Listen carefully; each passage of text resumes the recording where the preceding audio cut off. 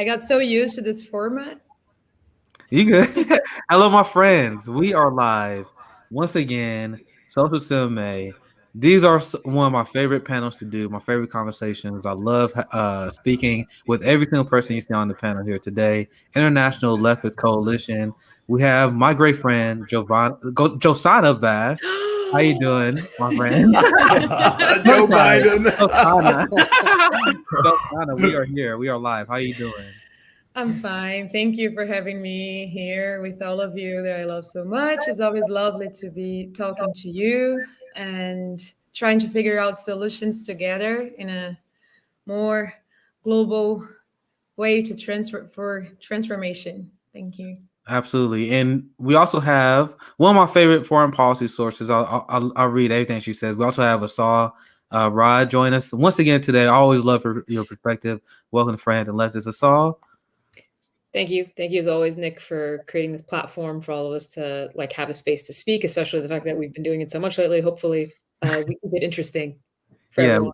We're gonna have a good time today. And if you guys don't know, this is actually a Fred Hampton Leftist and Bett Media collaboration. So you will see this replay on Karim and Peter's channel as well. If you haven't subscribed, please check out Bett Media. They have a lot of great content on their channel. Welcome to the show, Karim and Peter. How you guys doing? Not bad. Good to be here. Doing good. Glad to be back. You guys see the title of this video. We always like to brainstorm these very crucial ideas and understanding how we got this rampant imperialist state that we have. And I think what Karim and what Peter talks about a lot when it comes to the psychology of imperialism, I think it plays a big role in how they're able to sell war. When I hear Peter talk about this before, and Peter and Karim talk about this before. But I want to toss it to you guys first, because you guys do a lot of discussion about this content. We can start with Karim and then we go to Peter and we work our way around. How will you define in your guys' world? We start with Karim. What do you mean when you say psychology of imperialism? What is that concept, Karim? Yeah, it's a very difficult and broad discussion, but I think something that hasn't gotten a lot of proper attention, in my opinion. It did have some attention in the margins, but not very centrally. And Peter and myself,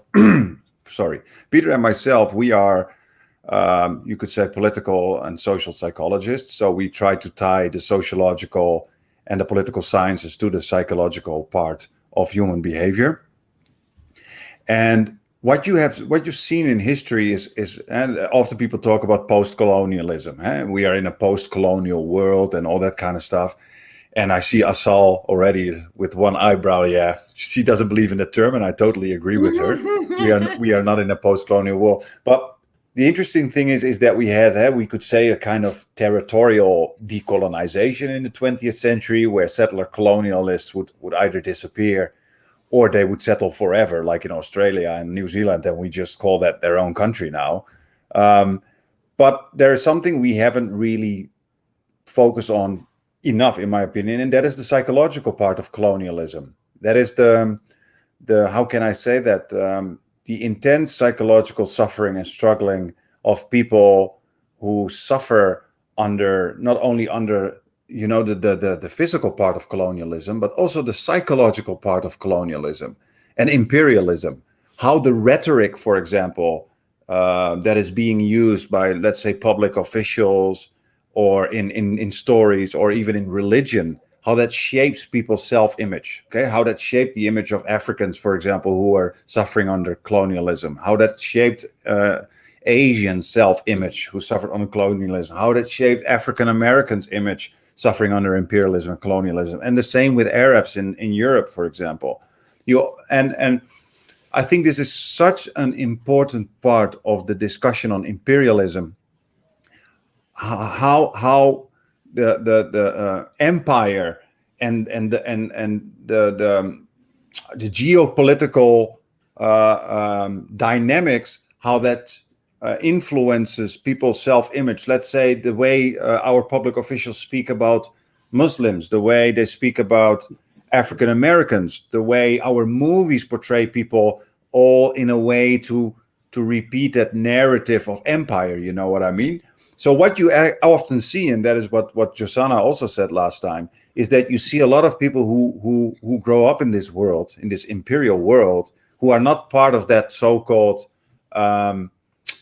how can I say that central group that has dominance, let's say European whites, also not only during the European colonialism, but also during United States imperialism, that everybody who doesn't fit that central like image of humanity suffers in a way psychologically, because they are always portrayed in a way that is a form of demonization. So you would see that pretty much all over the world, the African continent, the Asian continent, Latin America, that there, for example, a lot of people use skin bleach. Why are they using skin bleach? How come that such a huge part of the world is bleaching their skin because they think that their natural skin is not good enough? You know, how come that a lot of Muslims in the West, for example, try to de-identify with their Muslim identity because they grew up in a Western society, let's say Denmark or the Netherlands? You know what I mean? So what I'm trying to say is that our public officials, but also in our movies and in our media, people do not realize the intense psychological suffering that goes along with that kind of imperial world that we live in, and the narratives it creates about other groups of people. Okay, so I try to squeeze it in a short, in a few words, but let's just chat about it, and then we can try and unpack this a bit. Yeah, I want to get Peter. Gently? Let's do Josanna and then Peter, since she volunteered. Josanna, Peter, and then we go Saul after that. It's funny because, like, since you suggested that theme, Karim, I've been trying to like study, and then I'm like, well, I also am a part of this own system, so I'm gonna put myself out there and I'm gonna experience. And Nick knows I have a very bad experience. I've had a very bad experience on Sunday with that, but today was a very beautiful one. I have been, because I truly believe what I learned as an activist in Brazil is that you always have to go back to the basis. And I know that's probably a very incorrect sentence in English because I've been translating directly. So Assal and Peter and Karim, if you can make that phrase for me to sound more proper. The thing is, like, what do I mean by that? Is like, go get in touch with the people and be there.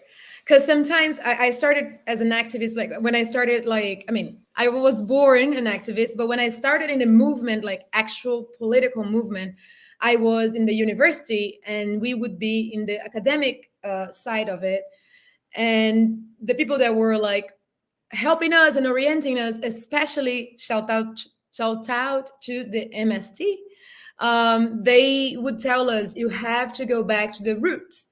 You have to go where the people are, because otherwise you're not going to know what's happening. And is it like, it becomes some like fascist tendencies to be like, oh, this is good, but you're not experiencing it in your own skin. And that is just to say that I've been going into a lot of spaces on Twitter, because it's the first time in 15 years of being active in the movement that I'm doing it online. I still find it really weird, but it's good to hear. And today I had the chance to talk about love and how, as a Black woman, it's so hard to trust that I will be loved, that I deserve love, that I am capable to receive love from a partner, and how that in my personal life was completely messed up because I grew up hearing I am not worthy, hearing I am ugly, hearing I don't fit the patterns, the beauty patterns that are European is impossible unless I bleach. And even though the European beauty standards, that what you talking about, right? Like yeah.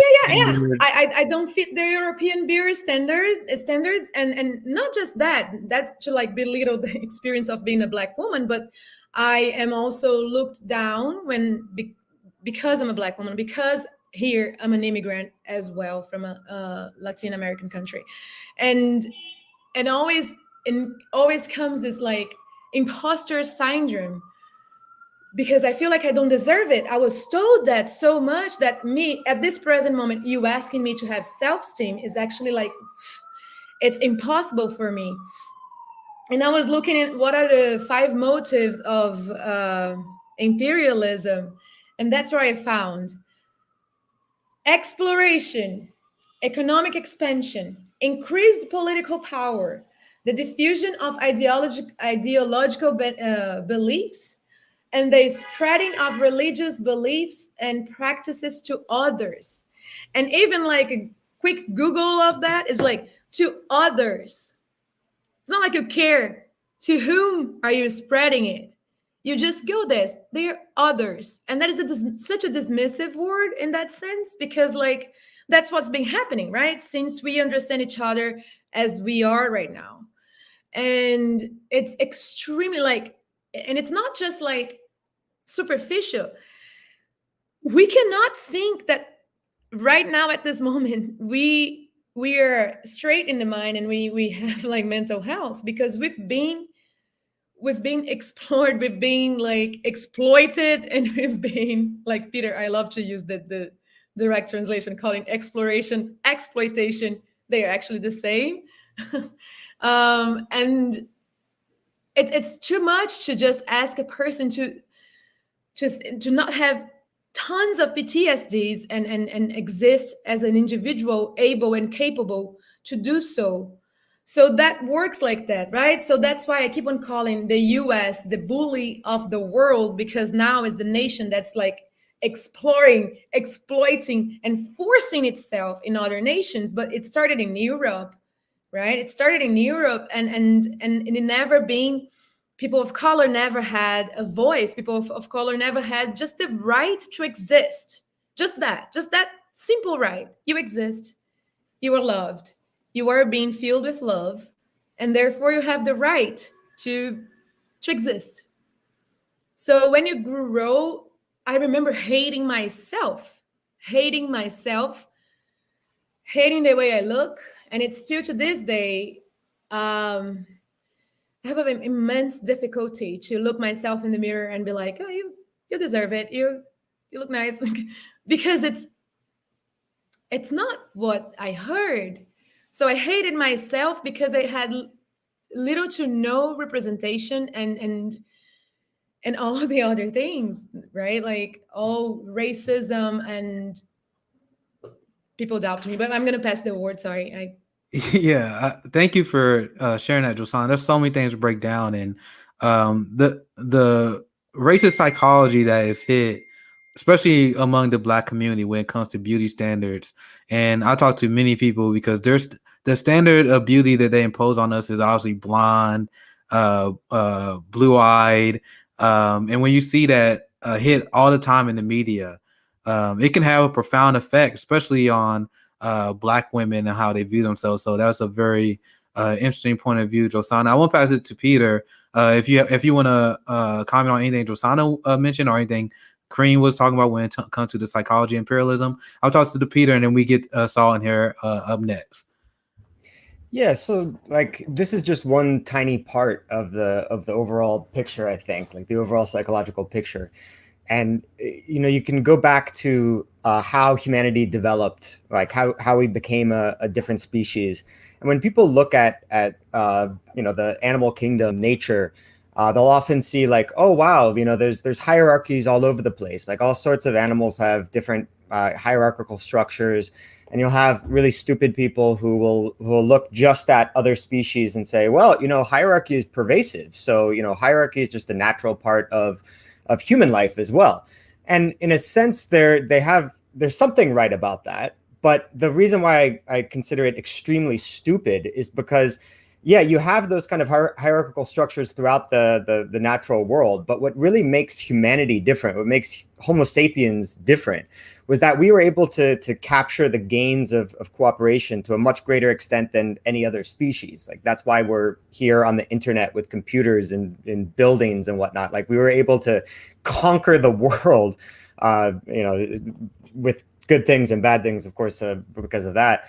But we were able to conquer the world because we were able to cooperate so much. And part of the psychology that allows us to cooperate so much, my favorite way of describing it, someone coined this term, we have a egalitarian syndrome. An egalitarian syndrome.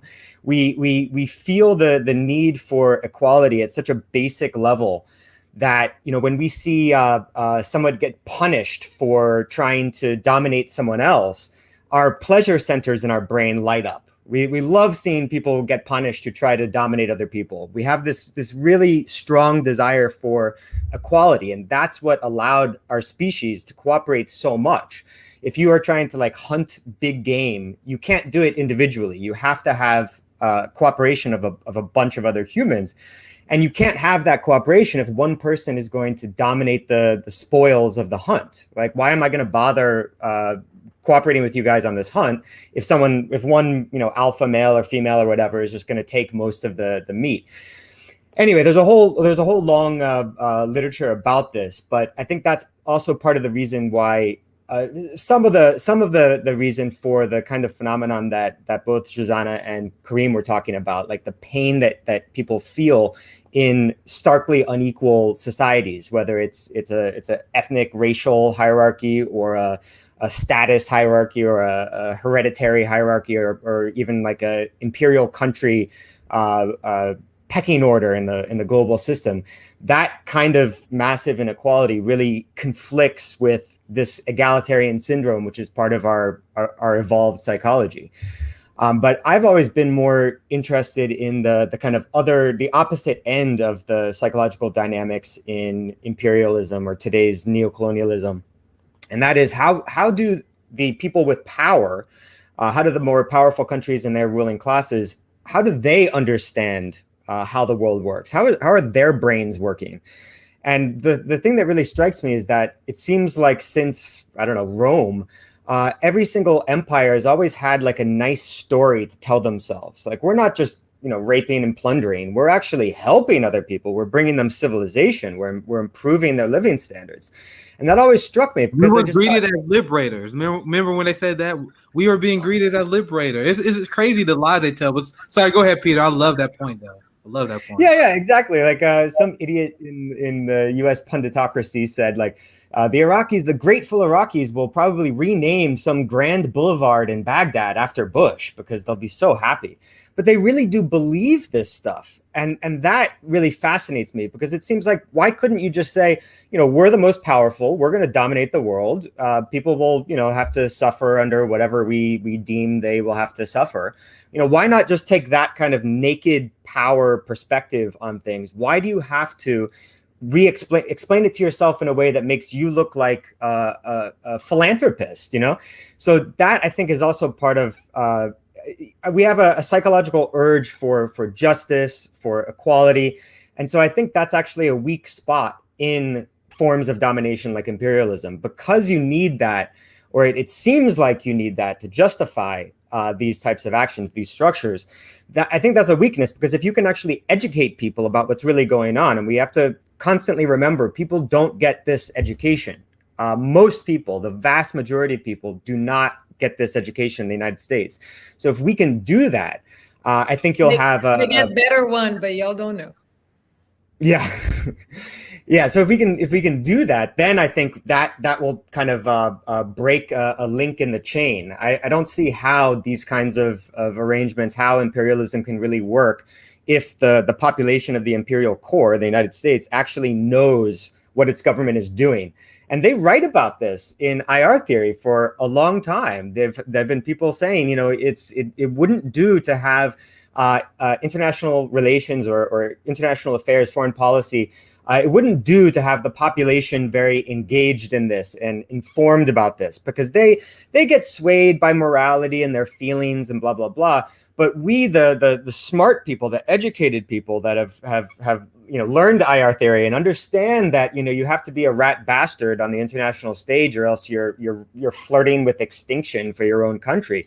We understand that, so we know how international affairs should work. But if the population gets involved, well, they're going to be swayed by their little moral ideas and whatnot. So I think actually that's what we should be aiming for, is getting the population more involved, getting the population more educated, because I don't think that most people in the US would support the actual foreign policy that the US government perpetrates on the rest of the world.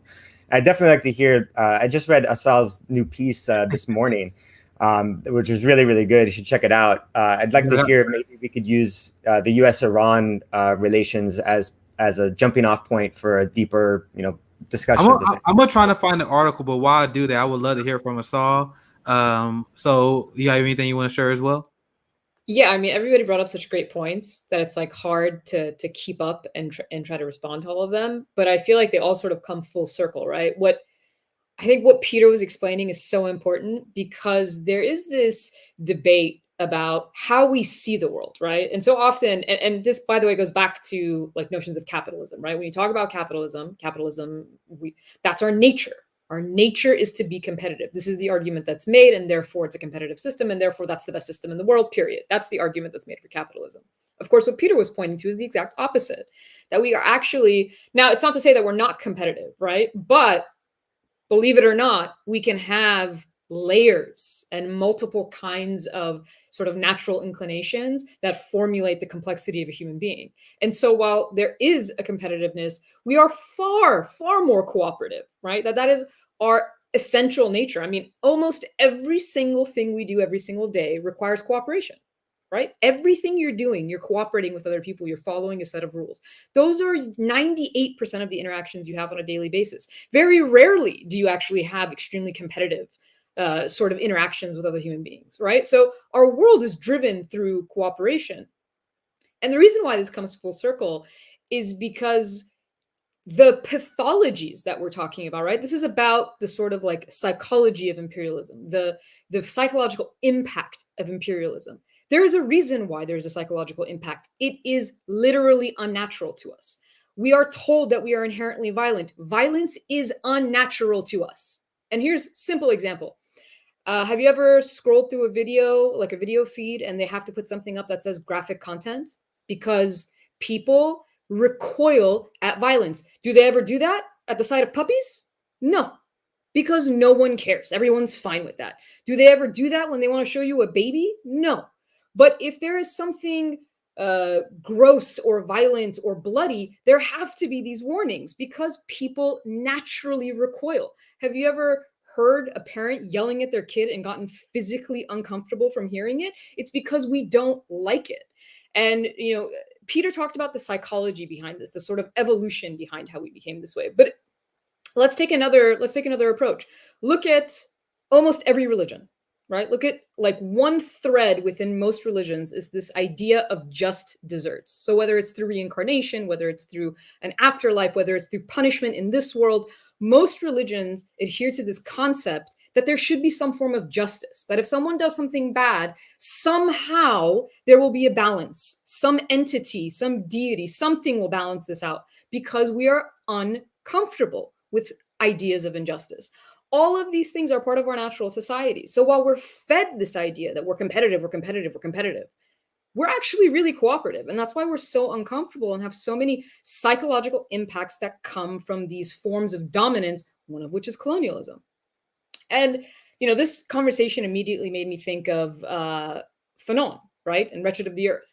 The fact that he dedicates his last chapter to talking specifically about the psychological impacts of colonialism, because while everybody knows him as this anti-colonial commentator, he was trained as a physician, as a psychiatrist, right? So he was actually looking at the psychological impacts of colonialism, not only on, and this was the fascinating thing, not only on the indigenous colonized populations, which obviously bear the brunt of any kind of negative or adverse impact, but also on the colonizers.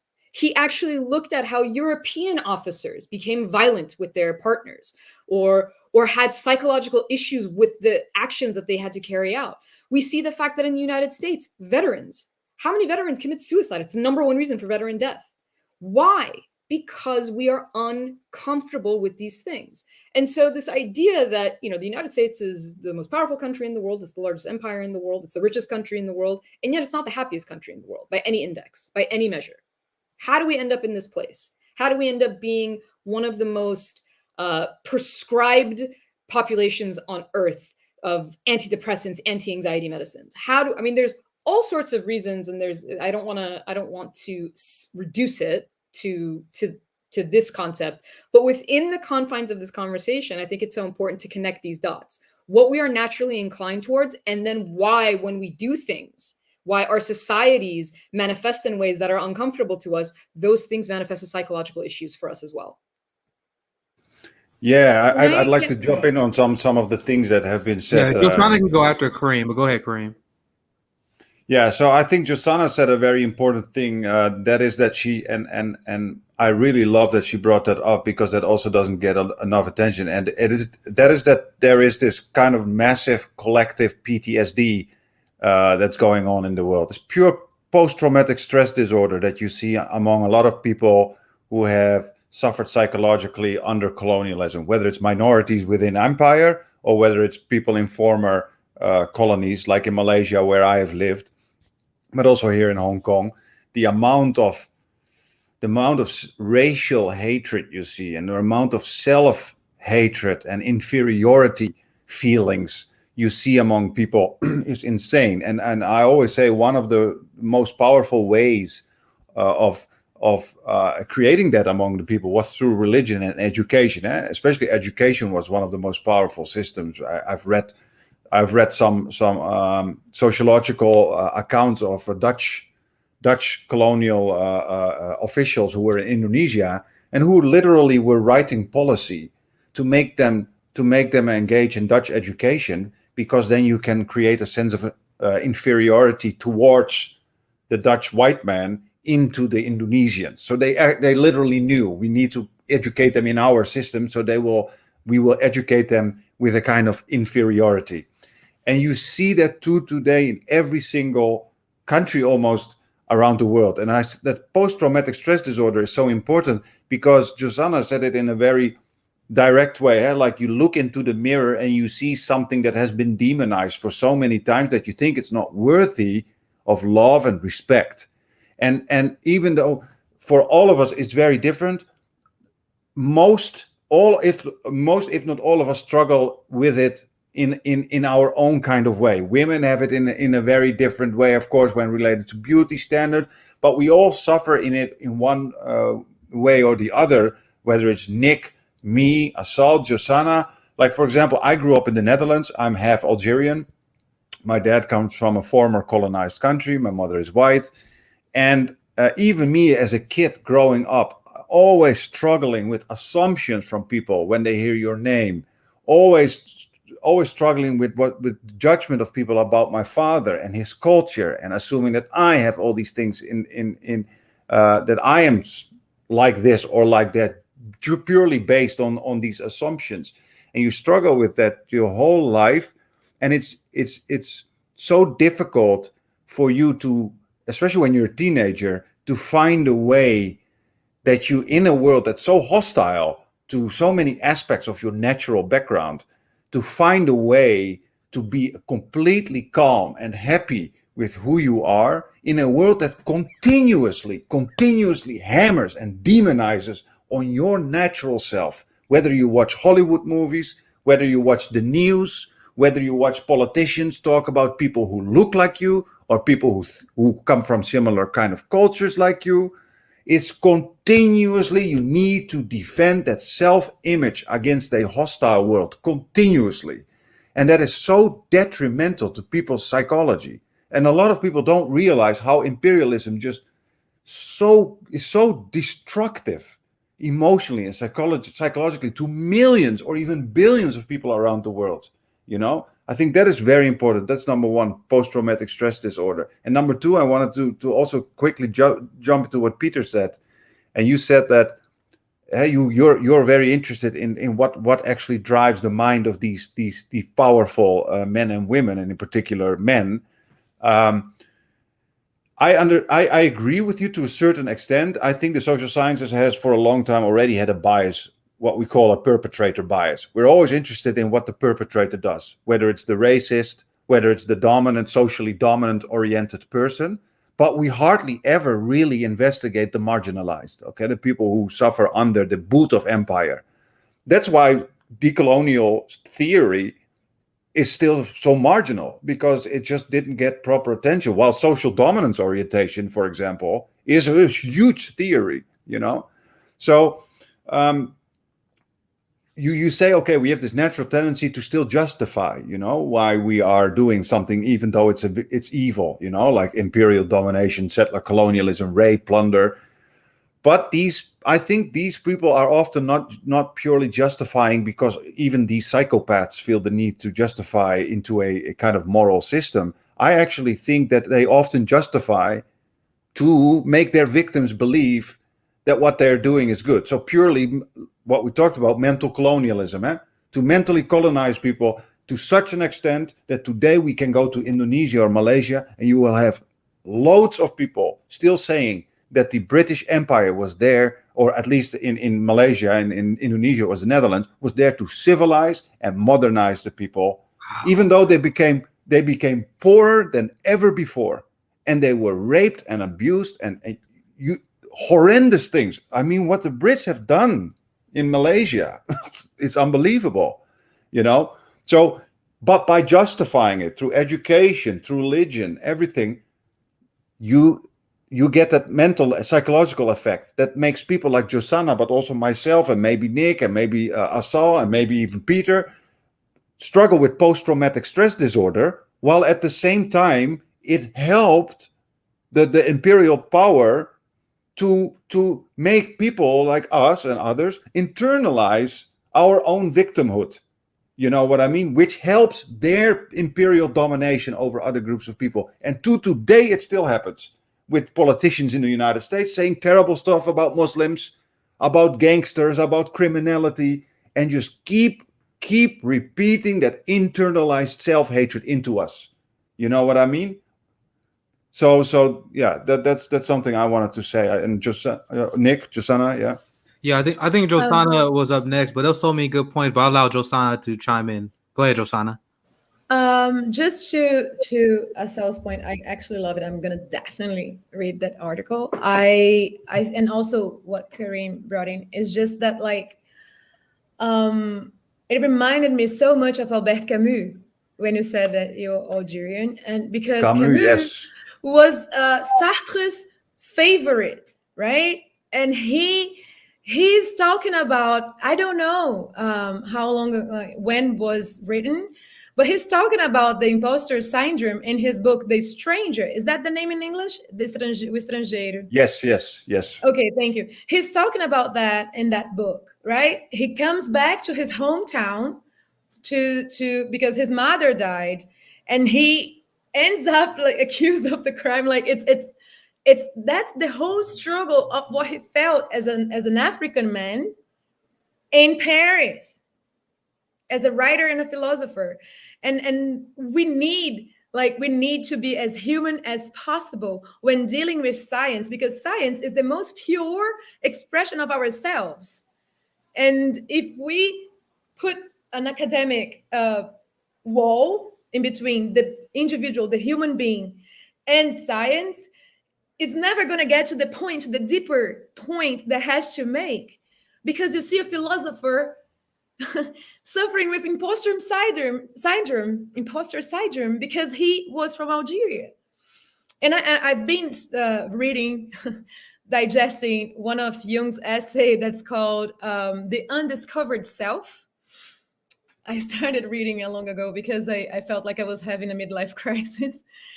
And he's clear there talking about how the dictatorial state washes away the individual, and like individuality is gone. So you don't have the curiosity to go back in and understand yourself in front of the whole situation. So it's like, I prefer to maybe, no, later. So he's talking about that in that essay, and it's like we become a member of the masses, and when we become the masses, we lost the ability to think critically. And when we lose the ability to think critically, that's when the empire takes over. Because what Assal said is what I realized here. There is an account, I always talk about that. There is an account on Instagram that's called Humans of New York. Once this account was interviewing a Brazilian man, and he said, I don't speak proper English. And the guy said, no, just say the way you want to say. And he said this: my people in Brazil, money, no money, happy. Because we have from motherland, African continent, this inherited joy of existing that stays there in your blood. But once I migrate here, I start seeing that my brothers and sisters here, they don't. And I'm like, first I was like, death to America, whatever, imperialism. And then I come here and I meet the people. And then I see like people are actually like, because in my country, if you have a face like this in the streets, like people are like, what? Like, what's happening to you, dude? Let's talk. Here's a gug. Like, and people here are definitely walking around sad faces, unhappy, unsatisfied. But they do have the power to buy everything they want. Quote, quote, quote, quote, right? Right? Theoretically, they can have everything they want. So my latest conclusion is that, oh, the US goes outside, kills everybody, rape all the cultures, fuck. Sorry. I'm so grateful. You good. We don't censor ourselves that Fred Hampton Leftists. Breaks everything down. And inside of its own, with its own citizens, it bullies its own citizens with like a very weaponized military, with police state, debt, financial debt, what's the thing, the little clock that you have to have like 600 points or more, I don't have that. Sorry, Nick, help me. The credit score, the credit score that like to have points in the credit score, you have to have a credit card, and then you're going to naturally get in debt because at some point it becomes like a rabbit hole and you cannot keep yourself from being indebted. So it's an extremely unhappy population and the apathy comes from that. Because like right now, we keep on talking, let's do the revolution, let's go to the streets, let's take to the streets, let's change this. But the apathy is always, you always hear somebody, but what are we gonna do? That apathy, it's not yours. It was put into you. It was brought to you by the system that your own country is creating all over. Because we are poor back in Brazil, but we are like camping in front of the house. We are like changing things because from the pressure that we received with the military government that was sponsored by the US, yours truly. And we were like, no. And there is a Brazilian poet that he says that about us. He says, I hope it makes sense because I used Google Translate to translate that. He says, joy is the acid test. Like no matter what you do to me, joy is going to show up because it's my way to resist what you are trying to impose on me. And I think that that's not working here. And I've been very emotional lately. That's not working here. And it's so hard to see so much pain around me. Yeah, that's so traumatizing. So much pain. And one being put in against the other. The team game, right? You vote the blue, or you vote the red, we fight. I see that. I start thinking I'm crazy. Because, yeah, I come from trauma. It is all trauma as a Black, Latina, indigenous, whatever you want to despise, I am. But I'm just going to read Khalil Gibran. Sorry if I'm saying his name wrong in English, but I got too emotional to be able to get to my own thoughts. I think the philosophy that we all that are not here or in Europe, in the imperialist places we live through, is the deeper sorrow carves into your being, the more joy you can contain. And I think that's what here in America we have to know and believe to be able to bring on change and stop watching everything that's happening and commenting on it and actually doing. And yes, Karim, to your point about people being taught that they are the heroes, I hope this has changed in the educational system in my country. I'm 39 years old, so it's been a long time. I'm not in school anymore. But we were made to believe that the native people from Brazil were very happy when the Portuguese got there. And that they were giving land and giving every single natural resource because Portugal took almost everything. And we were made to believe that they were very happy receiving all the little mirrors and cool stuff that the European brought. And even nowadays, when we fight what Bolsonaro is doing to the Amazon rainforest, which is burning it down, people say, no, but there are some tribes that they only speak French and English. So the villain is always the oppressed, the ones that are receiving oppression in our narrative. Just like terrorists, huh? The smallest army is always terrorist, and the bigger army is the good guy. In our narrative, the villain is always the oppressed. And just to pass the word, funny thing that happened to me, I study English since I'm 10 years old. It's supposed to be my second language. Since I moved to New York, which has been 8 years, I go losing my capacity to express myself in this language. If this is not imposter syndrome and imposter syndrome and what I've been seeing here in PTSD, I don't know what it is. Maybe I'm incapable of this language, but I've made this relation because that was the first thing I noticed. Why did I spoke fluent, clear English before? And why right now, living in a place where the language most spoken is English, why is this happening?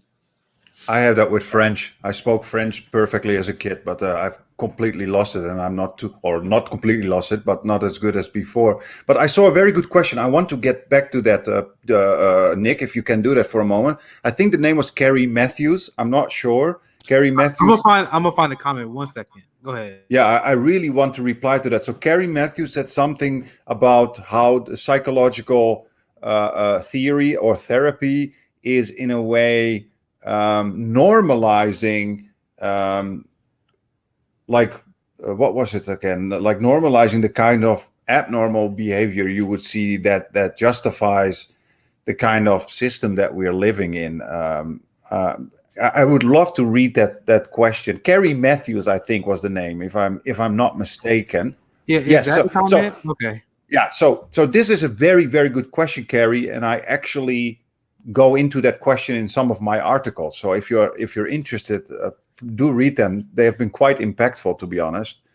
And I actually discussed this myself. So she says about the role of psychology as a discipline in pathologizing perfectly normal reactions to injustice as somehow wrong of ODD. So this is superb. This question is superb. So I advise you two things. Read my special issue called The Social Psychology of Neoliberalism. Please check that one. That's a special issue I did with one of the leading cultural psychologists in the world. His name is C.Y. Chu. Is a Hong Kong academic, amazing guy.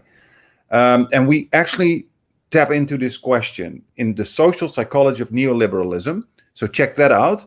And then secondly, I wrote a paper called A Call to Action, the Need for a Cultural Psychological Approach to discrimination, skin color discrimination in Asia. I say Asia in the title, but believe me, it's about a global phenomenon, where I also go into the question of psychology as a field in how it treats these things. To give you an easy, quick example, psychology was not only used in the old days during colonial times as a kind of justification for the mental inferiority of non-European groups. So in that case, psychology was already a kind of system justifier. But these days, we also notice that there's a kind of what we would say hegemonic science. So the thing is that, for example, let's give a very famous theory, and that is that human beings have a natural need for autonomy. Okay, that's a very neoliberal individualist way of seeing the world, and it seems to be a trend in the West. But if you do the same studies in Japan or here in Hong Kong, you get a completely different outcome. Okay, but more importantly is, and that taps even deeper into the question of Carrie, are we not pathologizing the experience, the lived experience of those who suffer under this hegemonic system, Western system, like racism, for example? Pathologizing the idea that you feel you're being discriminated or that you're being racially abused. In fact, you know what often happens if you struggle with these things? You go to a therapist or a psychologist. You get cognitive therapy to amend your thought processes with regards to the way you see the world. For example, you say, hey, you're a black woman, or you're an Arabic woman, or whatever, a man, or whatever, or you're doesn't matter. And you say, I am becoming very, I feel that I'm suffering. I feel that people treat me differently because I am black or because I am this or that.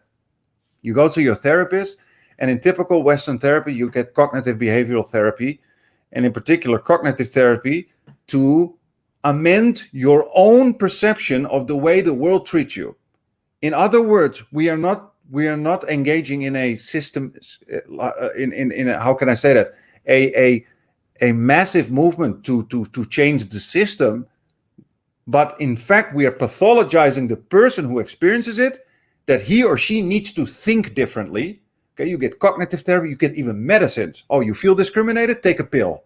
So you internalize, you individualize, you make the victim responsible for his or her own suffering. And that is, and people often don't realize it. I kid you not, 90% of the people go to a therapist and feel they're being helped. Like, okay, I need to think differently. I'm paranoid. I'm just a paranoid thinker. My thought process is the problem. It's not the people who treat me like an N-word or who treat me like a effing Muslim or whatever you are, but it's me. I am just paranoid and I need to change my thinking. So next time when I'm racially abused, I'm just going to say to myself, oh, I'm thinking wrongly. This is normal behavior. It's me who perceives that as the wrong behavior. This is the problem, because this is perfectly what Carrie says there. It's pathologizing the very true experience of people who suffer under racism, imperialism, white supremacy on a day-to-day basis. Why? Because it's a hegemonic science. So that is something that I fiercely critique in some of my work. So those of you who are interested, definitely read that. It's academic. What was the name of the article again? I saw someone was asking, so you might repeat that. Okay, so one is a special issue I did. So it had multiple articles. It's called The Social Psychology of Neoliberalism. So how neoliberalism actually has permeated all aspects of life, including psychology. Social Psychology of Neoliberalism. It's a special issue in the Journal of Social Issues. And then I have another paper in a journal. It's called Perspectives on Psychological Science. And that is a paper that entitled A Call to Action, the Need for a Cultural Psychological Approach on Discrimination on the Basis of Skin Color in Asia. But don't worry, it's not purely about Asia. It's actually also goes global. So yeah, very, very, very good question, and I really wanted to give that proper answer. Yeah, I'm gonna post the article. I think you put it here, Peter. I'm gonna post it in the chat so you guys can check it out. I want to toss it to Peter. Yeah, anything you want to add? And then I also want to get Josanna in. Assal in, because I want to shortly discuss the article that you ran today before you run out of time. But Peter, you have anything you want to add to that, and then we can discuss Josanna's. Sorry, I don't know why I keep saying that. Assal's article. But go ahead, Peter. Thank you no, for confusing me with Assal. I'm honored. I used to do that with Karim and Peter all the time. He also calls me Peter. He always calls me Peter. I've been punched in the head too many times. I'm good with that. I'm Go Assal. Go ahead, Peter. You should have stuck with American football, Nick. It's such a better sport. No, I'm just kidding. I'm not going to get into that argument. But no, what Karim is saying, I think, is really important, because this has really deep roots in psychology. Like 100 years ago, 50 to 100 years ago, you had basically the exact same debate that Karim is having right now between socialists and communists and Freudian psychologists, because Freud's whole thing was, you're not well adapted to society. And the communists and socialists were saying, well, yeah, because the society is sick. Like, that's why people are having such, horrible reactions, is because the society is sick. We shouldn't be focusing on trying to get people better adapted to a sick society. And MLK said basically the exact same thing. Is something like, it's not a sign of good health to be well adapted to a deeply sick society. So that's been a long running problem, and yeah, I think it's important to bring up.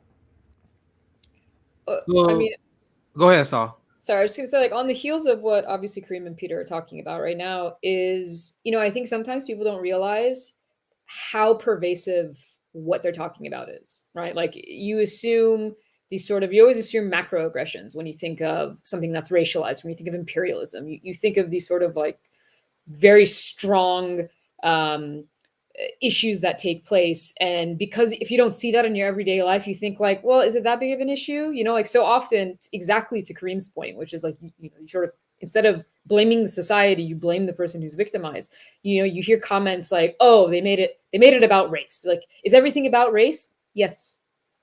That's the simple answer. Yes. It's not about race for you if you're white, because you're the dominant group. So doesn't that work out really well for you? It doesn't affect you in any way. Those people always say, I don't see color. Well, go ahead, Saul.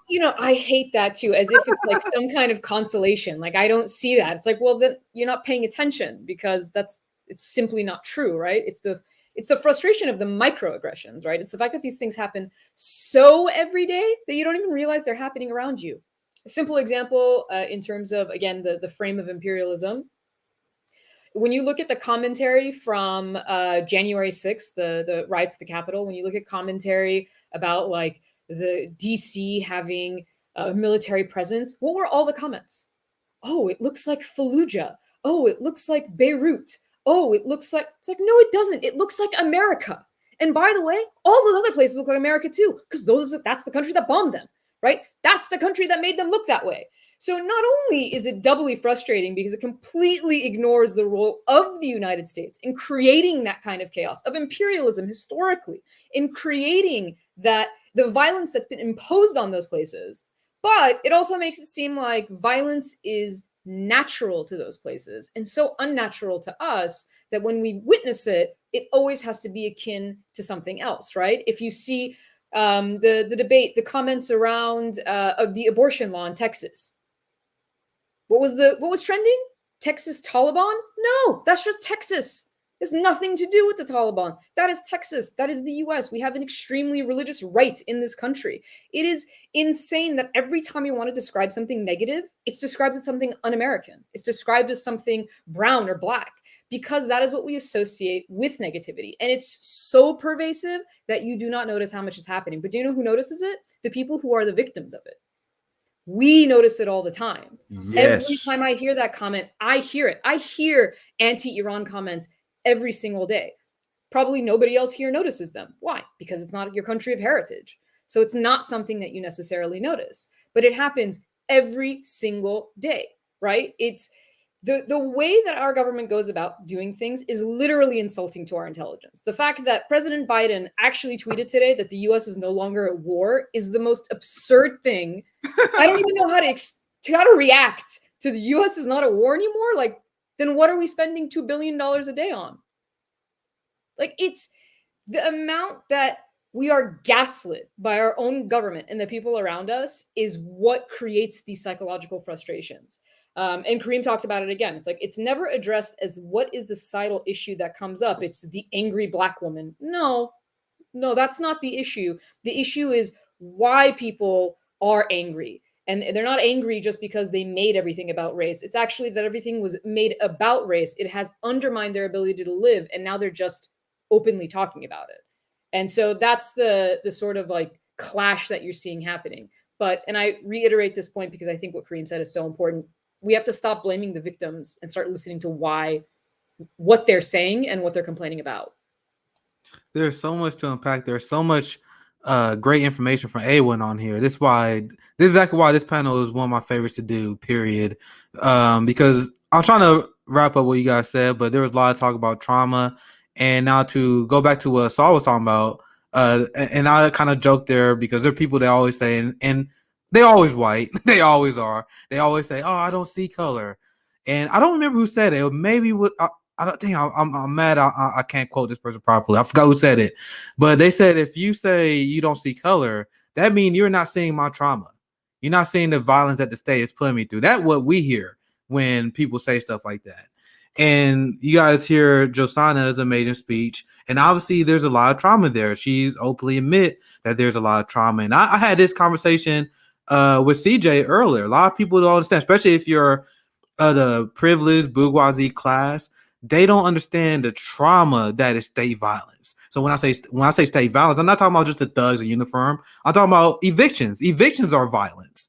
And someone mentioned a comment earlier, poverty is violence. And when you see our people struggle, and over the last year, I housed 3 different people in my house. Luckily I have another basement that can serve as a room. 3 people that I am close enough to invite to my house that would have been otherwise homeless.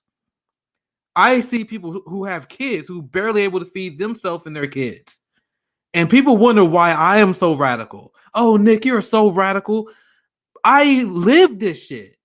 Josanna lived this shit. I'm not gonna make any assumptions about anyone else, but we are living the struggle of what it means to live in the violent, fascist state of the United States. And I want to stop that by any means necessary.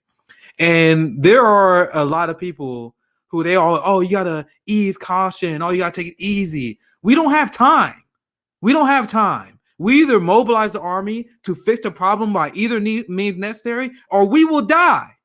There's a lot of people who don't understand that very basic premise. And this is the trauma that people like me and CJ talk about. CJ is very open about the fact that he had multiple family members that was killed in his lifetime. What do you guys think that do to you? And this is what happened to my community, which is deeply problematic, is deeply violent. But you guys were also mentioning the psychological effects of imperialism. Now, as a member of the Black community, the trauma that we have gone through when you have the police that shoot and kill our people with no punishment. I don't think white America can, even if we don't know the person who was killed, that trauma, like knowing at any given time that a police officer can just fucking kill us. Do people really understand what that does to us mentally? It's unbelievably traumatizing. People wonder why I'm an abolitionist. That's why. And God knows how the people who live in like the Middle East who have their entire family bombed. Joe Biden, once again, just bombed and killed Afghanistan civilians, despite the fact that he said he ended war. I read a story how one guy lost pretty much his entire family because of Biden drone program. I can't even wrap my mind around that trauma, and I already been through trauma. So this is why these conversations are so important, because the only thing I can do with the little power that I have is to platform people, throw these panels together, and create education. Because just like Fred Hebner said, without education, you had Negro capitalists, you had Negro imperialists, people who are propping up the system that is killing us to this day. You see it all the time. Barack Obama, all the Black people that love him, the black capitalists, the Black imperialists. That's because of lack of education. That's why these panels are so enjoyable to do, because I was sitting back here learning. But hopefully that'll kind of wrap up what you guys saying. It was such an amazing point. One last thing I want to get into before we send Josanna off. Sorry, I did it again. Assal off. One last thing before we send Assal off. I wanted to highlight her article, and I want to ask her about it. Here's the article. Let me share it. I'm not gonna read it, but here's the article, and I linked it before. I'm gonna edit the description so it will be in there. I didn't get a chance to read it myself, but the article that I saw wrote was "Restoring the Nuclear Deal requires political courage from U.S. and Iran," and the subheader says, almost 3.5 years after the Trump administration decided to withdraw the U.S. from the Iran nuclear accord, there is hope that the current leadership in the White House and other signatories to the deal will be able to revive it. But that will require more political courage. I'm not going to read the entire thing. I will link it, and I will edit the description so it's in there as well. But this is your article, Saul. Do you want to just give a basic breakdown of what you were the message you're trying to convey within that article? The floor is yours. Honestly, it's a sort of update of where we are on nuclear negotiations, and the reason why is because right now there's the UN General Assembly, so you hear all of these leaders from around the world giving very flowery statements, none of which do any of them abide by, but that's neither here nor there. The article is basically looking at what can be done for both sides to sort of come to the table and go back to the agreement. And, the argument that I have tried to lay out multiple times is that it benefits everybody. It benefits, obviously, Iranian people. Millions of innocent Iranian people are suffering under, it's the most sanctioned country in the world, right? They're suffering under insane sanctions in a pandemic, no less. So lifting of the sanctions would help those people. In terms of the US, the language that the Biden administration is using, not terribly different than the Trump administration or any administrations before that, is one of belligerence, right? It's always framed as, we will stop Iran from getting a nuclear weapon, with no sense of irony, right? There's just no irony in the fact that the only country to have ever used nuclear weapons and that has the second largest arsenal in the world, protects a secret arsenal that Israel has without even acknowledging it, talks about a country that has no nuclear weapons. That's a signatory to the Non-Proliferation Treaty that allows inspections of its program. And the key point that I wanted to make, and I think it sort of relates back to what we've been talking about, is the way that the entire conflict is framed, right? The problem with the way the conflict is framed is the assumption that you have a good guy and a bad guy, and the good guy is just trying to save the day, and the bad guy is a bad guy no matter what, but we're going to stop them. And there's never a question to why do we even have to go through this process? Why is it okay to sanction a country into starvation for not having something that you claim they have? And if this sounds familiar, it's because it's the exact same reason we went to war with Iraq, right? We went to war with Iraq saying that they have certain advanced weapons, weapons of mass destruction, and that was the story. And then we invaded, and then, they didn't have them. But no big deal. A year later, you see George Bush joking about it, right? Telling actual jokes to an audience, laughing about the fact that there were no weapons of mass destruction. And so the idea behind this is, I still can't believe that happened. Sorry, go ahead. I mean, it's incredible. No, it's truly incredible. The fact that you have a room full of people laughing about a war criminal talking about his war crimes is, if you were to take that, and this is my whole point, if you took that context and put it in any other country, what would we say about it? What would we say about it? We would talk endlessly about how uncivilized and backwards and violent and whatever you want to describe it, that those people, as long as they're brown or black, those people are. But when we joke and laugh at war crimes, that's perfectly fine, because we're doing it with suits and tuxedos on, so it's civilized when we do it, and that's that psychological colonization, and not only of the oppressed world, but also those who are oppressed. That self-colonization also of your own superiority. Sorry, Assal, I wanted to jump in. No, I'm so glad you did, because that was the entire point. That's why it's full circle, right? I'm getting away from the premise of the argument of the article. Don't worry about the article, but the idea is basically that, as we frame everything we see in imperial terms, it makes sense only in that frame. But as soon as you remove that frame, none of it makes sense. And you can do that when we talk about the psychological impacts, you can do that when we talk about the social impacts, and you can do that when we talk about the political impacts. Well said, Saul. And the hypocrisy around Rand, you do a really good job at pointing and highlighting that. And Natalie Bennett and his agenda is exactly why I was terrified, and I wasn't celebrating Netanyahu leaving power, even though I despised him for years, because Naftali Bennett is a maniac and a psychopath, just like Netanyahu. And he had a meeting with Joe Biden where they wanted them to continue to stay out of the Iran deal. They wanted them to increase tensions with Iran. They wanted them to continue to bomb Syria. There were so many awful things that Naftali Bennett was suggesting to Joe Biden. And then after the meeting, they said the Biden administration was very receptive and very friendly to their messaging, which is deeply, deeply concerning. So that's why you're seeing Biden mess around with the Iran deal. His promise was to get back into the Iran deal. I want to get to Assal and get your thoughts on this. His promise in the campaign was, I'm going to get back to the Iran deal. It wasn't that he's going to govern just like Trump.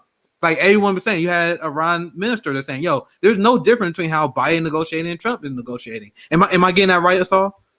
Yeah, I mean, for all intents and purposes from the Iranian perspective, there is no difference, right? And because the reason there is no difference is because the sanctions are still in place, right? All of the sanctions that Trump put in place are still in place.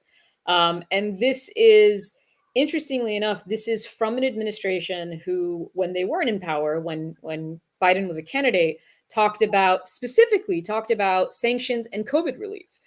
He wrote a whole statement on Iran and sanctions COVID relief, Joe Biden, in April of 2020, talking about how US sanctions were impeding the flow of essential goods and that the US should be leading the world in the COVID reaction because we're world leaders and it's the humane thing to do. And like I said, all of this flowery language.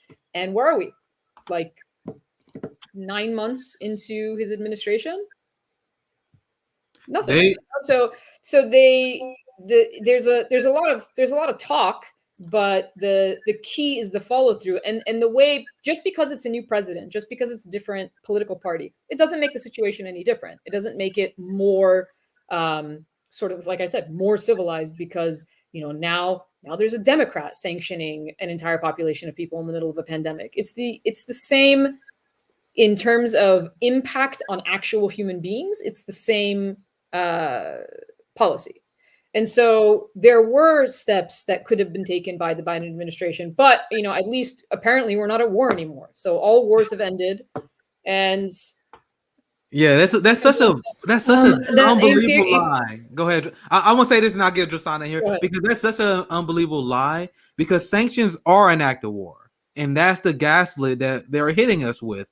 And I was talking to Aaron Mate about this. They have sanctions in Syria that is so devastating that if you catch cancer in Syria, you are screwed because you can't get the medicines because the U.S. is sanctioning the country. It's similar in Iran right now. Yeah, exactly. I'm glad you brought that up. I mean, and we're actually still bombing countries, so I don't really know what I don't know how we're defining war anymore. We have. Let me just say this one thing for the statement that he said the U.S. is no longer at war. We have 800 military bases around the world. Okay, there's roughly 200 countries in the world. That means the United States has 4 times more military bases than there are countries. But we're not at war. We're just hanging out everywhere in the world with our military. But that's because we're not at war. Sorry, I can't get over that sentence. Go ahead, Josanna. The imperialist mentality, the liberal mentality, they don't actually care for Trump's policies. They actually support it. They just didn't like the image of it.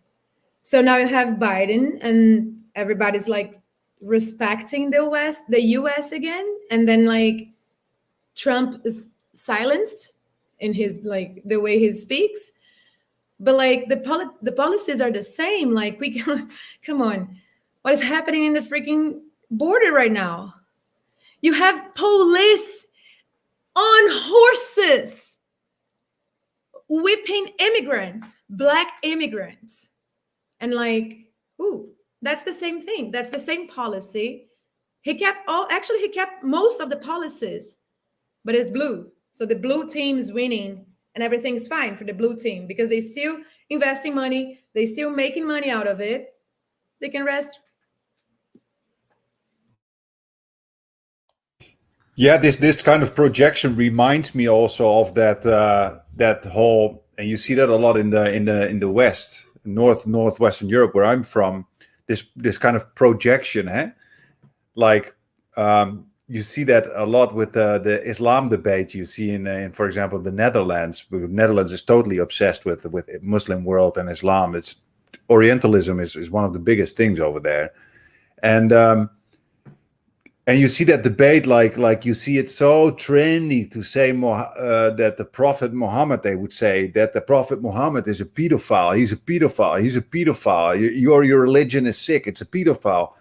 Not my religion. I'm not religious, but I mean, like, your religion in general, they would say to Muslims, and then you would say, and then it's just amazing because we still have an ongoing international global issue of mass child abuse in the Catholic Church, and that went on for hundreds and hundreds of years on mass scale, but we don't even talk about it.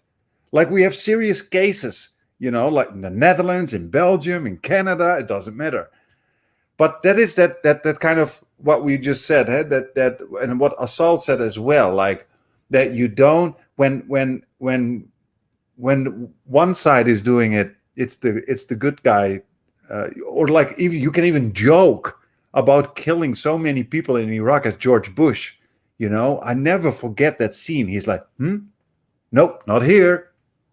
Oh, also not there. No weapons of mass destruction.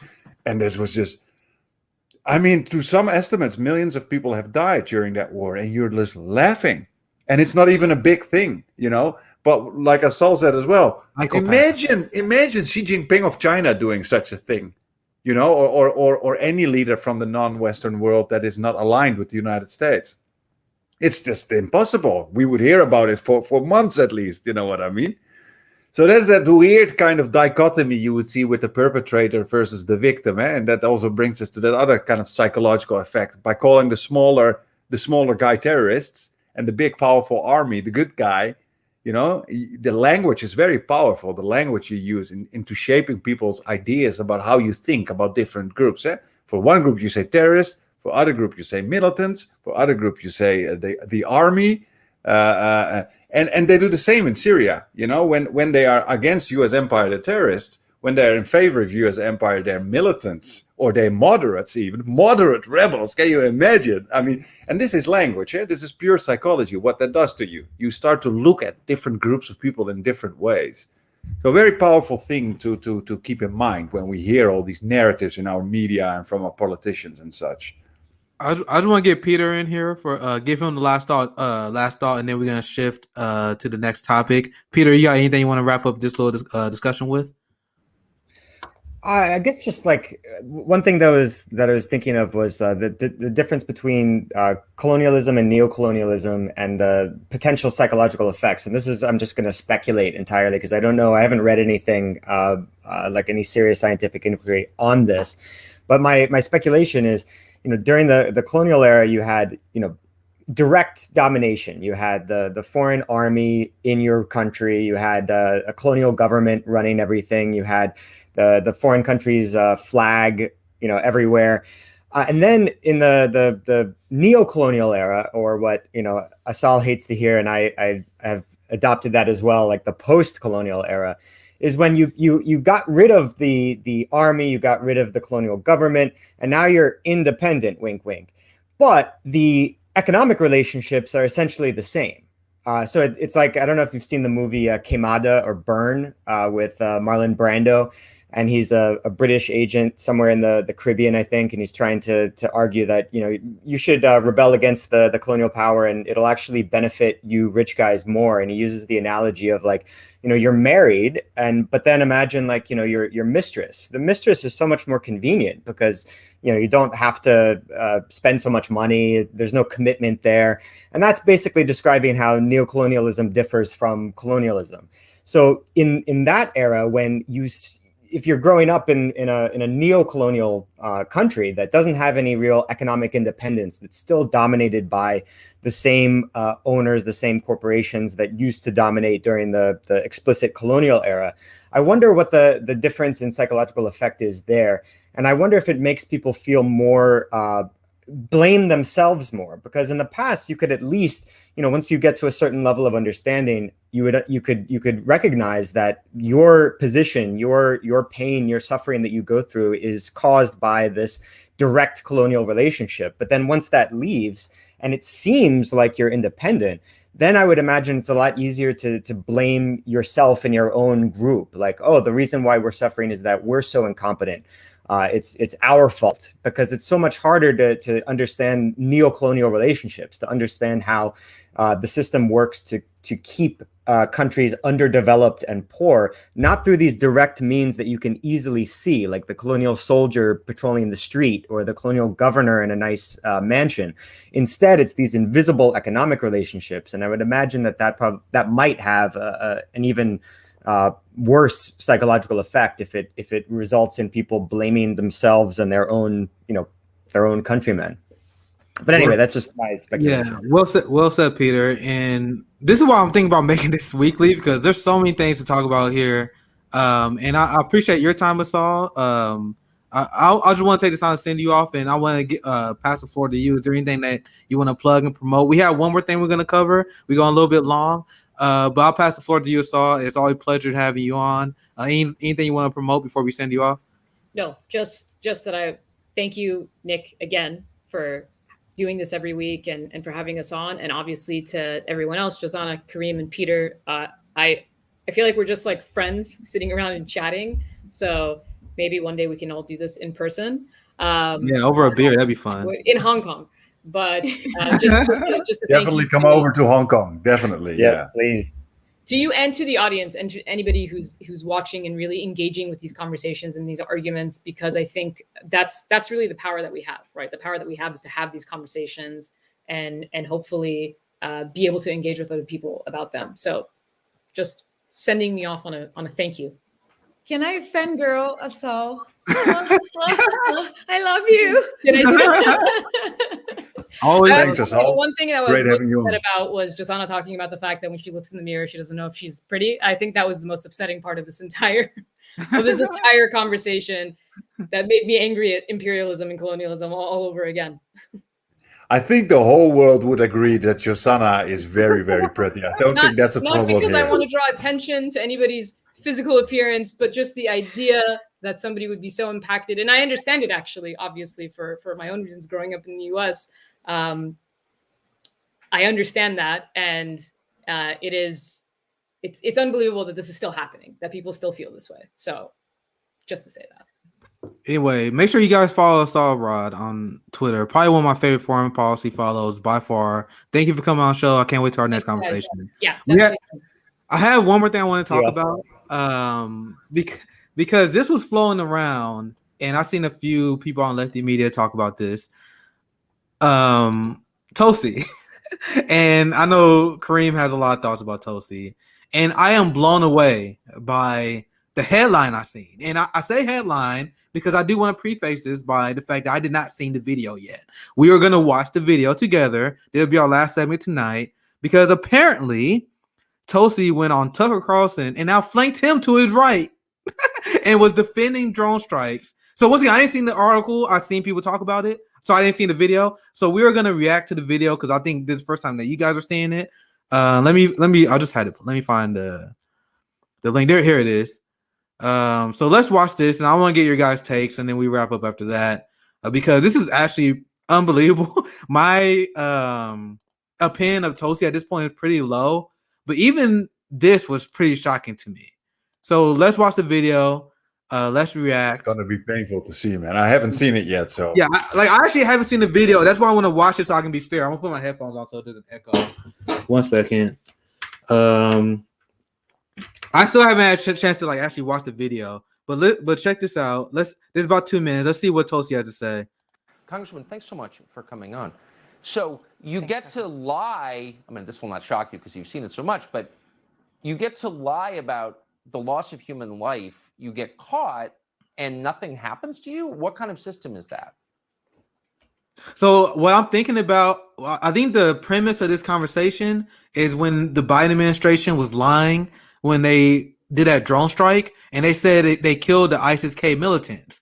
And the report on the ground at the time that they was lying, but the Biden administration was doubling down and kept saying, "Oh, we got ISIS-K." And then they just recently, I think that the day of this interview was taking place, it was the evidence was so overwhelming. They had to come out in public and admit that they killed innocent civilians with a drone strike. I covered it on my show on Social System May. The press conference that they gave, it was actually very hilarious because the military general, their response to killing innocent civilians in Afghanistan was pretty much, "Oops, I'm sorry, my bad."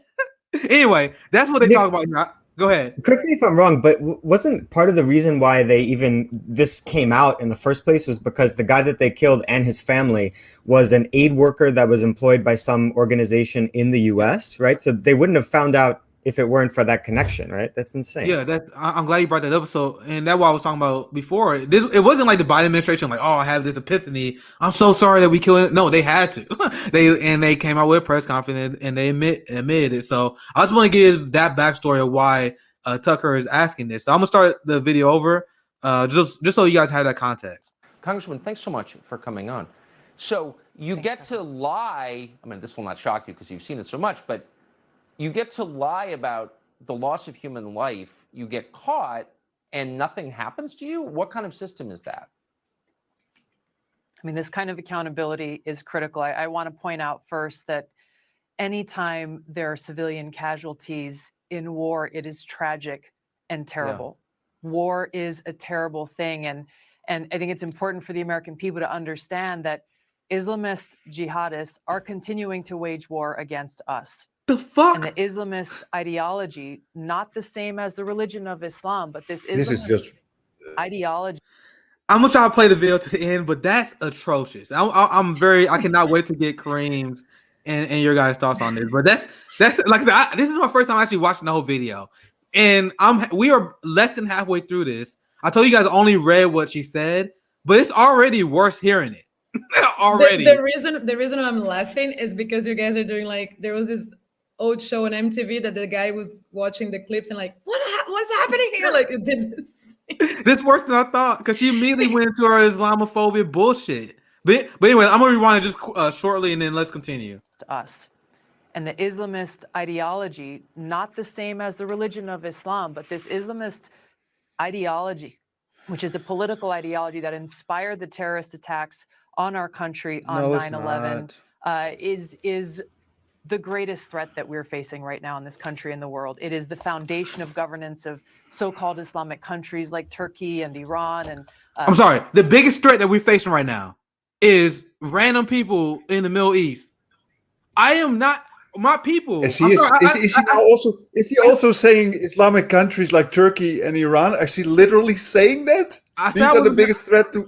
So these are the next countries that the U.S. right? I think this is the whenever they say, oh, this and this country are a threat, it's because they want to go there and get it. Like, so this is when Obama said that about Juma, like, whoops. That's on point. That's on point, Josanna, because I mean, I'm just like I didn't want to stop the video. I apologize for doing that because I wanted to play it through. But what she just said, I'll tell you, I didn't see the video. She was like, "This is a threat to American life." No, it's not, bro. I am infinitely more times more likely to be killed by the fucking state that we live in, the cops, than I am by these random Islamists that only have a grudge against America because America destroyed their homeland. They killed and tortured their people. But sorry, go ahead, Kareem, and then I'll finish the video. And not to mention, like, they're showing video of a U.S. military drone strike on an aid worker and his family, and then she pivots like immediately without even discussing that into her her Islamophobic rant. But then another thing she did is she's like this. She's talking about like a Sunni Salafi jihadi ideology, and then she says states like Turkey and Iran, and it's just like, you don't know what you're talking about, lady. Like, what? Anyway, let's try and finish. Iran is not Sunni Salafi, like. Anyway, all right. Let me finish the video. I broke my own rule. I apologize because I was gonna let the video play, but this is so bad. Like I told you, I didn't see the video, but this is way worse than what I heard about this video. So I'm gonna rewind it just a little bit again, and we try to finish it, and I pass to the panel. Okay, let's. But holy shit! If you're a Tulsi fan, you are as delusional as the AOC fans. Like, if you still on her, or if you still defend Tulsi Gabbard, at this point, you are no better than the AOC fans who still believe that she fights for them. Like, this is beyond absurd. But anyway, sorry. Let me finish. Let's try to finish, and then I'll give you guys full thoughts. I broke my own rule. I apologize, but I'll rewind it a little bit. Ideology, which is a political ideology that inspired the terrorist attacks on our country on 9/11, is the greatest threat that we're facing right now in this country and the world. It is the foundation of governance of so-called Islamic countries like Turkey and Iran and Saudi Arabia and Pakistan. And it's what's behind the discriminatory policies that they have in these countries against Christians, Hindus, Buddhists, atheists, and others.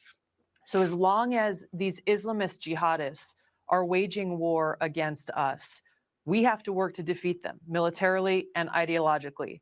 And militarily, we have two choices in how we do that. Number one, we can continue to invade and occupy and nation build in countries around the world, just as we did in Afghanistan at great cost.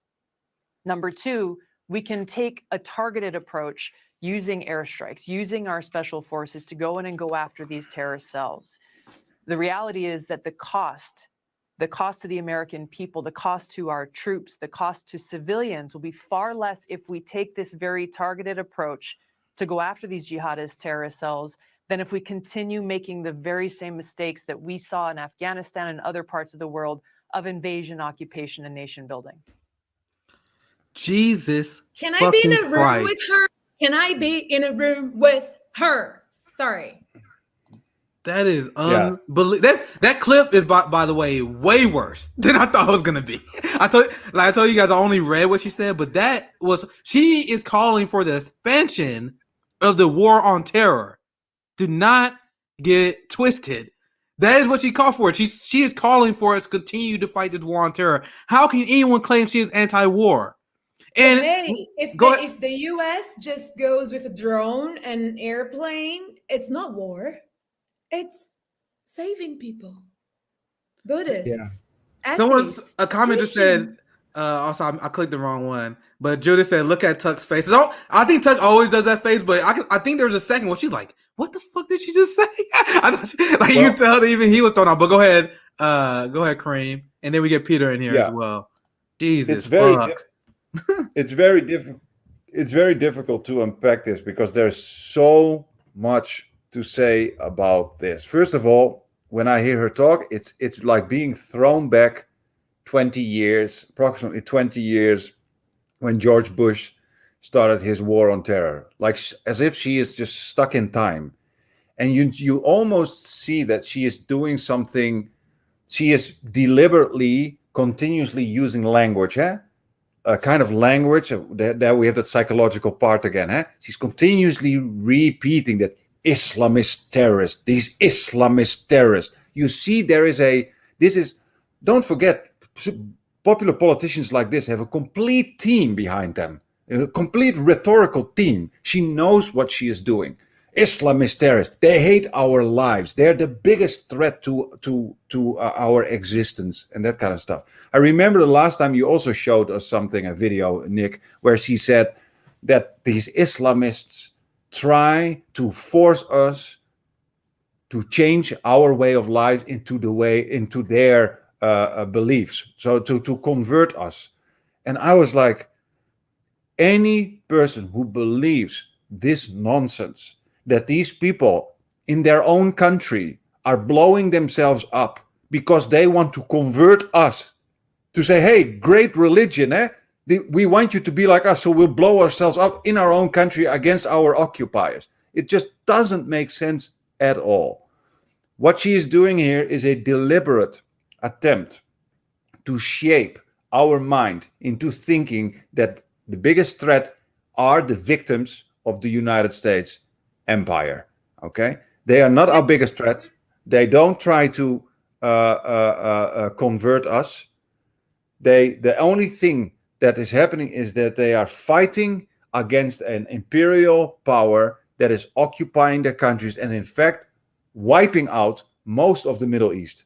The majority of the countries in the Middle East right now are literally being destroyed. And I find it just so nefarious what is happening here, like saying that they are the biggest threat to our lives while we have an imperial army destroying the whole world. invading, neo-colonialism, using sanctions. And of course, don't forget this, the number one contributor to climate change is the US Army. You know what I mean? And I don't know. There's so much to say here. I'm going to leave it at that because my mind is too full with yeah, let's get Peter in here. Actually, let's I'm Josanna gonna then jump Peter. in just before and pass to Peter. Because I've been seeing people in the comments saying like, "Oh, Tosi lost it completely. She donated her heart to Dick Cheney." I saw that one. Say that, Dick Cheney. I just want to make sure that no, she didn't. She didn't lose it. She didn't donate her heart. She thinks like that since forever. Yeah, she was like that. Right. What she is right now is Definitely. great actress. Give this woman the freaking Oscars. Because she's been pretending to y'all that she's like this great progressive politician that's going to change things and on the left. And then she gets there and that's who she is. This is just mask off situation right here. Yeah, and Josanna, you say something very good there. You know, the people who saw through Tulsi, except a few very sharp eyes like Peter Beattie, who also saw through it, it's mostly the marginalized communities like Muslims and black people who actually saw through her BS from the beginning. Why? Because we know the pain that's being inflicted on us when public officials say that shit. You know what I mean? So we already knew in the beginning that she is doing stuff that harms large groups of people, that is nefarious. But you had groups of people on the left, mostly white left, but in particular also on the right, saying, no, she's only talking about the extremists. She's only talking about the extremist Islam. Yeah, that is pro-imperialist nonsense, of course, because the extreme Islam is no problem for you if you don't bomb, dominate, and exploit these countries. These are groups that are fighting against you. Of course. You get a Western colonized by Christianity that's come straight from Europe. Woohoo! Christianity washed continent, and you tell them Islam's bad because you know that they're not going to even be curious enough to read the Quran, for example, or to get curious and ask people. No, they're just gonna and create the enemy. And if there's something that takes me out of my zone of balance, is the freaking enemy figure that this country is able to create to blind people out. Right? Sorry, Peter, please jump in. And sorry, Karina, I just get. Yeah, I mean, this like Nick said at the very beginning, this is her outflanking Carlson from the right. Like I just watching this, I'm like, Jesus, Comrade Carlson here is bringing up a good point. And then, but the craziest thing here is that the point he's making, he's cynical and he's just using it to attack the Democrats. But the point, nonetheless, is absolutely valid. You can't just murder innocent people and then, there should be consequences for that. But of course, there will be none. But then, so that's the framing, that's the question. And then Tulsi jumps in to basically say, actually, drone strikes are good. Literally, that's exactly what happened. Carlson says, look at this drone strike that killed a bunch of innocent people, and then there's no consequences for it in the US military or the US political structure of any sort. And then Tulsi uses that as an opportunity to say, actually, drone warfare is good because it's not like the bad wars that I don't like, the forever wars where we actually send in troops. What we should be doing is just bombing people from drone right at the same time as they're showing footage of an innocent family that was massacred by exactly the kind of warfare that she's advocating. It's really just jaw-dropping. Yeah, and what you see here is that sorry, Nick, go ahead. I'll pass it right. I'll pass it right back to you, Karim. But what she's saying is so ridiculous and so dumb. So because I am anti-war, I am anti-imperialist through and through. But you guys realize that at least when you have ground troops, there's more accountability. When you have drone strikes, that's less accountability, and that leads to more civilian deaths. So Tulsi, under the guise of protecting the troops, she's 100% okay with civilian deaths. Well, that's why that video is so shocking. That's why I love the point that Peter brought up. Because Tucker, even though he's being a partisan hack, and he always is a partisan hack, and that's why I don't give Tucker any credit, he was at least making the good point. I love that you brought that up. He was like, damn, shouldn't people pay for this? Now, I would, if I was that interview, and this shows how damning Tosi is, because she took what Tucker was saying and shifted the conversation to the right. If I was in that interview, this is why you would never see me on Tucker Carlson. I'm like, bro, you know your boy Trump did that, right? you realize that Trump actually reduced the amount of due process they needed to launch drones. I didn't say that the best way, but he loosened the restrictions they need to launch drone strikes. So they didn't have to report on as many civilian deaths that they did. They made it easier for them to approve drone strikes. So that's your boy. And that's what I would have brought up. Like, bro, so you must hate Trump too, right? But instead of doing that, she actually agrees with him to the right. And that's unbelievable. And I want to make this one last point. I'll pass it right back to you, Karim. And I kind of made this point on the Vanguard, and there was a ton of Tosi fans that was mad at the Vanguard and they was mad at me for saying this. But you had what Tosi is saying regarding the Islamists is not even true at face value, because she said, "Oh, they are just a giant threat to our country and way of life." I said earlier, that's the police. That's capitalism. Capitalism is stealing our wealth. That's directly responsible for the decrease in quality of life that we live. We have the military that is actively poisoning. I covered this on my show. You didn't see no one else cover this, but I covered how the U.S. military is actively poisoning the black community with impunity. They dump in toxic waste. That leads to our people being poisoned. There's a story I'm gonna cover here very soon, how there's another Flint water crisis going on right now that's worse, right? So it's capitalism, it's the climate crisis that the military industrial complex is responsible for that is a threat to our community. And that's on top of the police, of all this shit that we had to do with our country. But she is directing the blame to Islam. Why is she doing that? Because Tosi is very, very politically calculated. And I met Tosi Gabbard. And so what Josanna said is on point. Because Tosi is an amazing actor. And if you talk to any politician, there's a reason why they're in the position they are in. Because they are great at winning the room over. They're very charismatic. And when I had that talk with Tosi, bro, it seemed like she was legit. I'm going to be real with you guys. I talked to her. I brought up my points why anti-war is important. I brought up like healthcare. And then I had a great conversation with her. Amazing conversation with her. But clearly she was acting.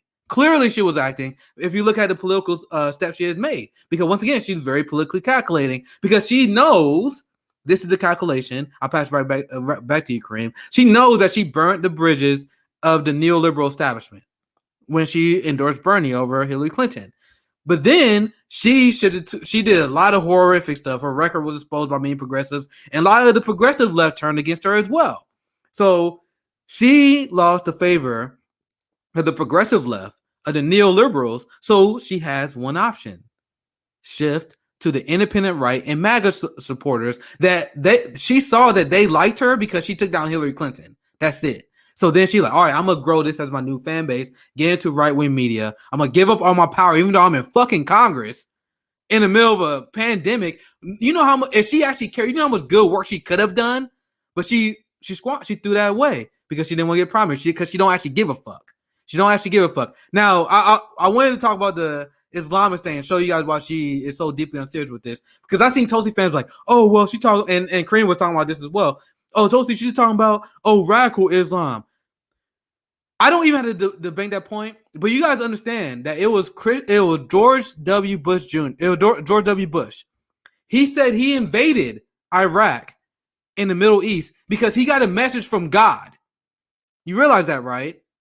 You realize that he called it a crusade even. He called it a crusade. Exactly. So you had George Bush that invaded the Middle East because of his Christian God. You have a ton of Christians, and Noam Chomsky did a great job explaining this. Noam Chomsky explained that a lot of reasons you got a lot of these Zionists on both sides of the party, because they believe you should have a pure and clean Israel, because that's what they believe Jesus is going to come back. So we have all this mass death, and that's a genocide being done in Palestine, by the way, under the Christian blessing, Judaism blessing. Well, I would say that because you got a lot of anti-Zionist Jews, but there's the evangelical Christians who they really want to purge Palestinians of Israel because they want that place to be purged when Christians come out. Once again, Noam Chomsky does a great job talking about that, right? So it's a Christian ideology that is responsible for a lot of mass death, as long as other religions, because I'm not here to defend any religion. So what's my point? My point is it had nothing to do with religion, because you have Christian people doing horrible stuff, you have Islam people doing horrible stuff, you have some Buddhist people doing horrible stuff. But so to isolate it about religion instead of the actual problem of ending U.S. imperialism is deeply irresponsible. And she is doing this because she is playing the cultural war that will win over the right-wing base that she's trying to gain. Because these are right-wing Christians who love nothing more than to demonize Muslims. So that's why Tosi did what she did. But sorry, I went on a little rant. Karim, you had anything you wanted to add? Can I be the middleman? Josanna, go after Karim. After Karim, and then you can jump in, Josanna. Okay. So I think what she does here is playing into that almost ingrained sense of Orientalism that we have in our Western European cultures. And that's why I find it so nefarious. I mean, ask yourself a genuine question. When she says the Islam is the biggest, or these Islamists are the biggest threat in the world. I mean, which decently thinking human being can even take a statement like that serious?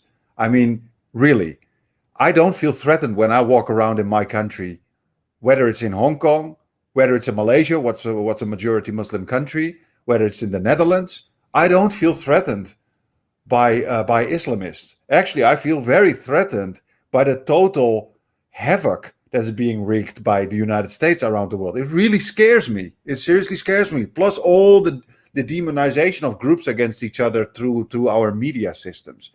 So what she is doing is something that is deeply ingrained in European culture. That is this idea of the European man, the white man in general, against the rest of the world. Like it's a culture that is very much rooted in fear of other groups of people, which already started, you could say, well, maybe already early crusades, the time that it's very interesting. You see it in our movies, you see it in our popular cultures. It's a kind of fear of everything that is not European. And that fear is so deep in our culture that it every time works to promote empire. It is against the scary Muslims. It's against the scary Chinese. It's against the scary blacks. It's against the scary Indians. It's like, it's so deep in European culture, this idea of the universal man against this very threatening, almost monstrosities in the rest of the world. Seriously, do history, check history texts, go do your own research. You will see that fearful thinking of everyone that didn't think and looked European is a deeply ingrained aspect of our culture that's being used every time in movies to keep us divided, keep us hating each other, scared of each other. And what Tulsi is doing here is playing on that fear, that Orientalism, these scary, scary Muslims, the ones that you would see in these 80 Hollywood movies, you know, the ones that would be shot by what's this guy's name? These muscled guy, our Italian. Rambo would shoot these bad Muslims, these scary guys, you know, with these beards and these ooh. And no, actually, Rambo in Rambo 3, he was helping the Mujahideen because that was. Oh, he was helping. Okay, then other B movies. That's when the scary Muslims weren't so scary. Actually, the scary Muslims. Right. I didn't see that movie. So he was what? That's crazy. I didn't even know that. Yeah, you got to see it. But that's crazy. They used to have the original cut. They at the end they said this is dedicated to the brave warriors. But let me finish my point for a moment before I lose it. But and there's another point I wanted to make. And Nick says a good point. Nick says, like, okay, she does it for the culture wars and this and that.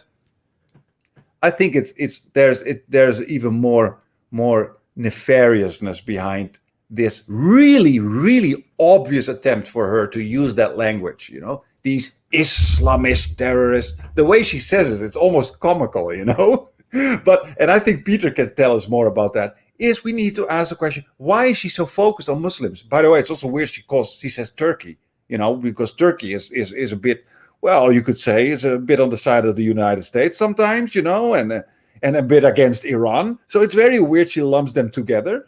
So that's, again, the generalization. But we must ask ourselves the question, why is she so hyper-focused on Islam? And we can say, no, it's only the extremist Islam. Yeah, we know that nonsense. George Bush said that. Dick Cheney said that. They all said that. But the result is that we now live in a Muslim-hating Western world. So it doesn't work that way, when you speak in these kind of languages. But I think we need to ask ourselves, why is she so focused on that?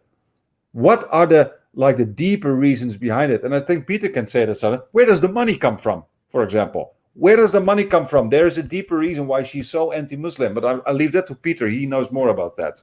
Well, I mean, like the fact that she threw in Pakistan, I was like, oh yeah, right. Because anti-Muslim prejudice is a huge thing for the BJP, the Hindutva fascists in India, is to demonize Muslims within India. Pakistan is the huge big enemy. So it makes sense from that perspective. But there's also much the same thought within the U.S. foreign policy blob, the foreign policy elite. Although now they're trying to shift away from the Muslim threat into the big China threat, the big the new yellow peril idea. But remember, like that I'm glad you brought up the Rambo movie, because during the Cold War, the enemy was communism. The USSR and China and Cuba, etc. Then it was totally fine to actually help spread the same kind of ideology that she's talking about there, like the Salafi jihadi ideology. That was fostered with the explicit cooperation of the United States government, the Saudi government, because they viewed that archaic, and not even archaic. I mean, it's archaic in a way, but it's actually, Islamic fundamentalism is relatively new. It's only 100 or 200 years old, and they claim that it's like real Islam from the past, but they don't know what they're talking about. Anyway, so that ideology was spread because they viewed that as a something that could be used against socialism in the Arab and Muslim world. So back then, it's great. Like the Saudi government loved it because you have all these young men that might threaten their government and their control. So yeah, great. Let's export them and send them all over the world, and they can cause trouble.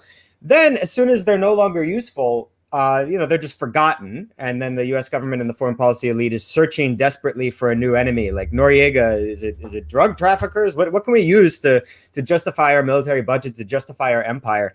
And then finally they got what they wanted. They got a terrorist attack in the U.S. And now, the big enemy is Islam. And Tulsi just hasn't gotten the memo, apparently. Like the rest of the foreign policy blob has moved on. They don't like the war on terror so much anymore. It's hard to justify an F-35, $1.5 trillion boondoggle when you're fighting, weak, small terrorist groups.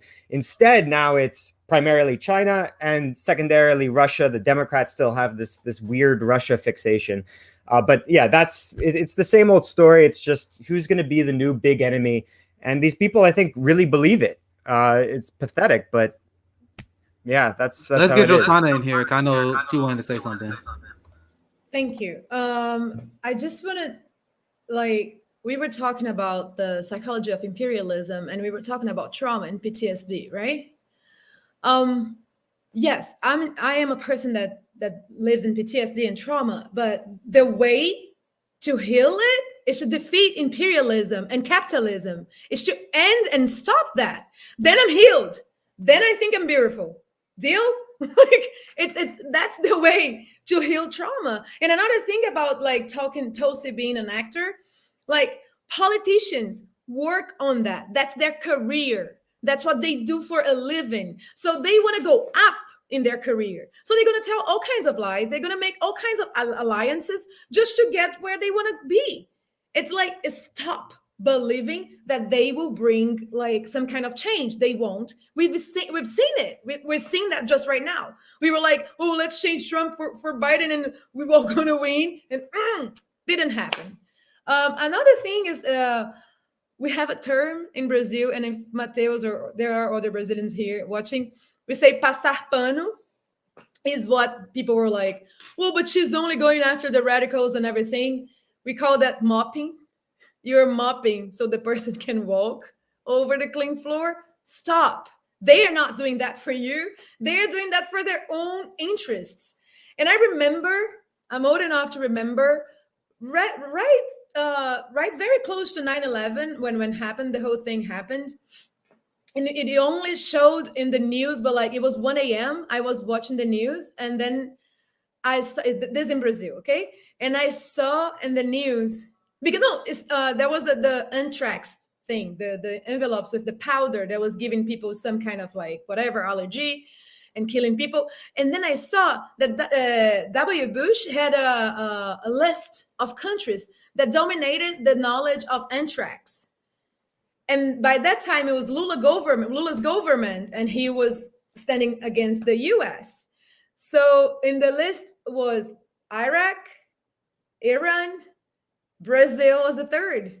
So that's why I'm saying when she says Iran and then Turkey, you can know that the US has interest in there and they want to go there.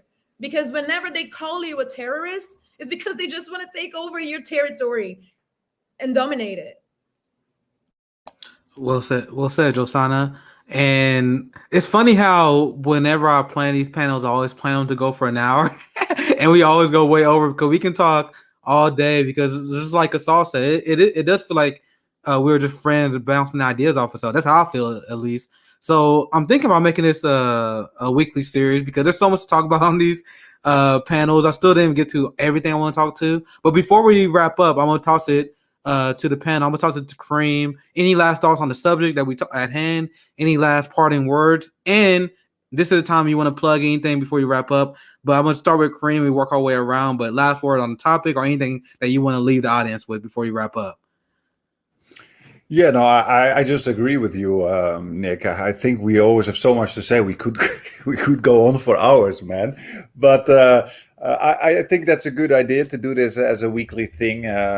I think Peter and I could also make time in that during our university schedule. I also have a few people that I want to get on here as well because I talked to another journalist. I actually had her on my old show as well in Brazil, and I want to introduce her to Josanna. I think they will have a great conversation because she actually reached out to me. She's like, "Yo, I got all this information I want to give you about Bolsonaro," because she's a reporter on the ground. Like she's someone I want to invite on. I have a friend that lives in Iraq. Hopefully I didn't mistake that, but I believe it's Iraq. He was a victim of U.S. imperialism. His family was victim. I want to bring him. Like I have a few people I want to bring on, so I think I'm gonna create this as a weekly show and have like these rotating guests on as well. And obviously, you guys are always welcome to have on to come on. But anyway, sorry, Karim, go ahead. Finish your thought. Yeah, no. So that's all very good stuff, and I think there's a lot of how can I say that? There's a future in our international collaboration. I think we need to go beyond borders right now because we just can't do this nationally. It's just not going to happen. And yeah, Peter and me are on Beat Media on YouTube, and we have our own beatbeat.substack.com. For those who are interested, you have a great audience. So we have quite a few FHL people coming over. That's fantastic. Some are very active. I love that. And yeah, not much. Just great to be on as usual. We always have stuff to talk about. So yeah, good to see you all. So let's go with Peter here. Any last thoughts regarding the topic? Anything that you want to leave the audience with and plug or promote? Go ahead, Peter. Well, just recently I did a video just discussing IR theory and a debate between two leading proponents of the main theories. If you're interested, let me know, like, you know, what you'd like to learn more about, you know, how the foreign policy blob thinks. But I guess I just wanted to say, like, I would like to see more, like, Josanna, if you have like MST friends you could bring on. I don't know that much about what's going on in the US. I know my friend Alfredo Carlos is doing this like little organization to try to spread ideas about socialism, aka economic democracy. But I really like to have more people in the US hear from people actually organizing like IRL in real life groups, and just to kind of inspire people about how to do it. Because this is one area where I'm very ignorant. I really don't know like how organizing happens, what is effective, how to do it. So I think the more you can have conversations with people who are actually doing that, I think that's so key. Because just going back to my first point, like if people in the US and basically any other country, but especially in the US because it's the imperial core, if people there actually knew what their government was doing in their name, they wouldn't stand for it. But our main impediment is ignorance. We have a educational system and a media system that don't work, that do not inform people about what their government's foreign policy is and what their government is doing in their own name in this ostensibly democratic country.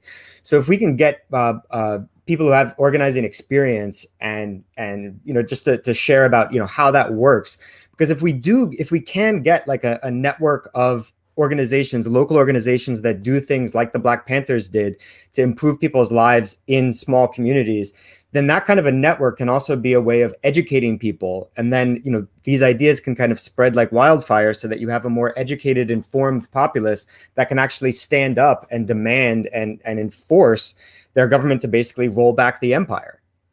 Yeah, and this is also, just quickly to jump in, this is also important.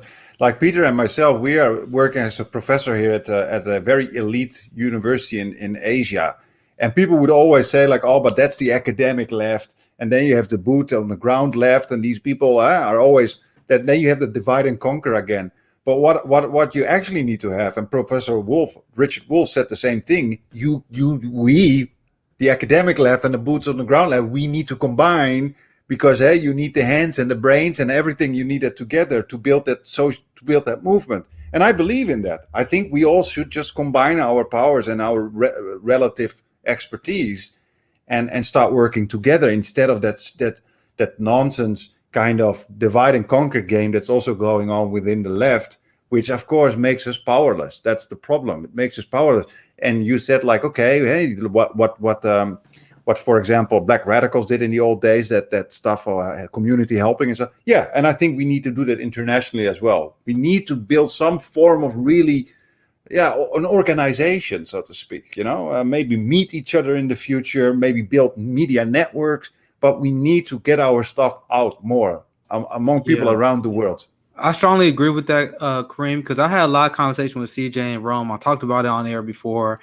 We starting now. Fred Hampton Leftists is still in its infancy. Like we just started like 5 months ago. And I talked to CJ and Rome. We don't see ourselves as podcasters. We are activists that are allowed to share our story because we have a platform. And I legit want to see Fred Hampton Leftists grow and build true left coalitions like what we're talking about right now. And that's why you see us, we try to talk to as many different people as possible. Not even just people with giant subscriber accounts, not even just big names, but you see on our show all the time, we have real grassroots activists. That's why I wanted to have a conversation with you guys, because Fred Hampton Leftists, we starting out at just a podcast. Rome and Affinity does a lot of work on mutual aid and on the ground. As we continue to grow, I'm gonna start doing a lot more of that stuff as well. It's hard to travel because I don't have a lot of funds and because of COVID. So as Fred Hampton Leftists grow and as hopefully we can get some sort of COVID under control, God knows how long that will take, you're gonna see Fred Hampton Leftists on the ground actually organizing mutual aid ourselves and growing this international community. So I'm telling you guys, Fred Hampton Leftists, we just started and we had conversations behind the scenes. We have dreams of grandeur. And whether we're going to actually accomplish what we want to is yet to be seen. But we are more than a podcast. We are a movement, and we want to continue to grow this solidarity. And that's why I love this panel. But I want to talk to Josanna, my good friend Josanna. We have a lot of great talks, and I always enjoy your perspective. That's why I love having you on these panels. Always good to talk to you. So what any last words that you want to send the audience based on the topics we were talking about? Anything that you want to say at the end before we wrap up here? Anything you want to plug or promote? I just want to say for the person in the comments calling me crazy that you are right. I am crazy, right? Imperialism made me like this. So that's why I'm boot on the ground trying to change it. Let's do this together instead of like trying to fight amongst each other.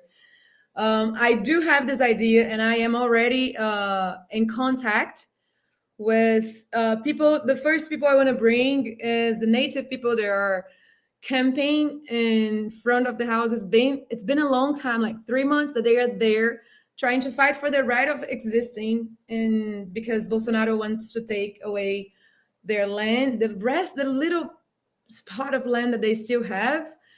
I thought it would be interesting. I'm here. If you guys need translators, I could just be translating for one of the languages that except English that I can speak. And I am the first time I reached out to Nick was that, like, we met in a YouTube, I always say YouTube, but it's the Bird app space. And Yeah, Rome's. I'm so mad that so many people on Front Hand and Leftists don't get a chance to hear that. Rome's Corners, because Rome Corners are so raw, unfiltered. It's just a ton of commies that get together and we just talk about theory and how we actually achieve a revolution. That's how I found Josanna, by the way. I was in Rome's Corner just hanging out, and I was like, "Who is this?" I was like, "Who is this?" And I immediately reached out, brought on Front Hand and Leftists, and she has a lot of great organizing ideas. Anyway, that's the origin story how we met. If you guys are on Twitter, you guys gotta check out the Rome Corners because they're great. They're fun. They're great. And that's how we found Josanna here. Yeah, and I reached out to Nick. I was like, let's do, because that's what I feel here in America. We need to hear from people that are already doing it, because we need action. And I think it's worldly. I always say the revolution has to be worldwide. It cannot be just in my backyard. Otherwise, it's still imperialism, it's still capitalism. So I reached out to him. I was like, let's do this summit. And we put everybody together, because I used to organize crazy. I put everybody together.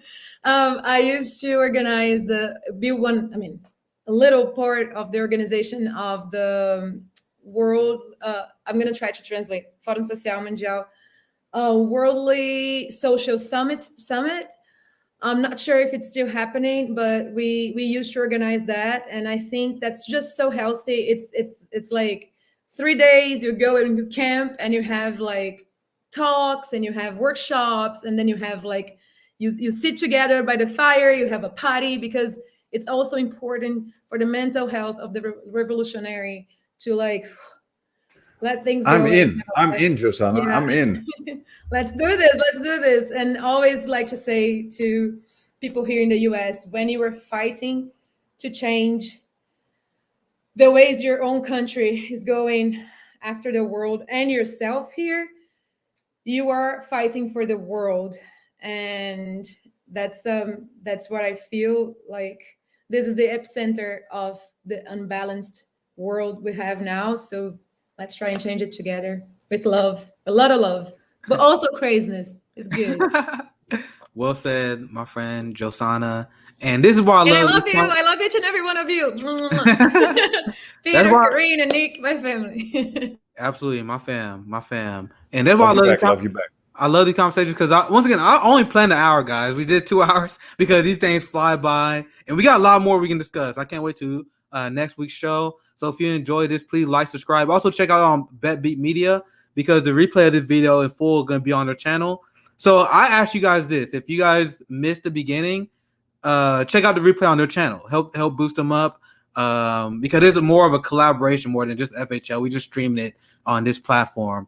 And we got great content every day, because tomorrow I will be joining my FHL brother, CJ. You guys know that we've been talking about having a general strike summit where we discuss strategies, address concerns regarding actually starting a general strike in America. That's in November. But tomorrow we're going to have a panel where we ask questions. We talk to you guys, because having a general strike, especially with the state of unions in America, is going to be very, very hard.